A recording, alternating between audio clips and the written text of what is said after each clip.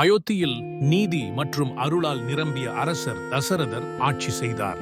அவர் சக்தி வாய்ந்தவராகவும் பிரஜைகளின் செல்வராகவும் இருந்தாலும் அவருக்கு ஒரு பெரிய கவலை இருந்தது. தனக்கு குழந்தை பிறக்கவில்லை. அயோத்தி மக்கள் அனைவரும் ஒரு சிறந்த அரசகுமாரனின் வருகைக்காக காத்திருந்தனர். தன் கவலையை தீர்க்க தசரதர் தமது குரு வசிஷ்டர் அவர்களிடம் ஆலோசனை கேட்டார். அவர்கள் புத்திர காமேஷ்டி யாகம் செய்ய ஆலோசனை வழங்கினார். மகான் ரிஷ்யஸ்ரிங்க முனிவர் யாகத்தை நடத்த அழைக்கப்பட்டார். தசரதர் இறை வழிபாட்டுடன் யாகத்தை தொடங்கினார். யாகம் நிறைவடைந்த போது அக்னி தேவன், நெருப்பு தெய்வம், யாக குண்டத்திலிருந்து தோன்றினார். அவர் ஒரு தங்க கலசத்தில் பாயசம், தெய்வீக பிரசாதம் வைத்திருந்தார். அவர் தசரதரிடம் கூறினார், மகாராஜா, இந்த பாயசம் உங்கள் மகாராணிகளுக்கு கொடுங்கள். அவற்றின் அருளால் சக்தி வாய்ந்த இளவரசர்கள் பிறப்பார்கள்.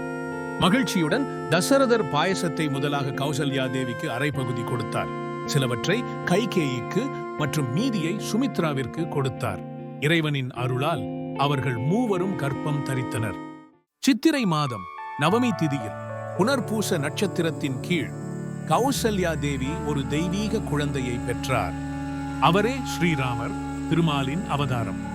கைகேயி பரதரை பெற்றார் மற்றும் சுமித்ரா லக்ஷ்மணர் மற்றும் சத்ருக்னர் ஆகிய இரட்டை குழந்தைகளை பெற்றார்.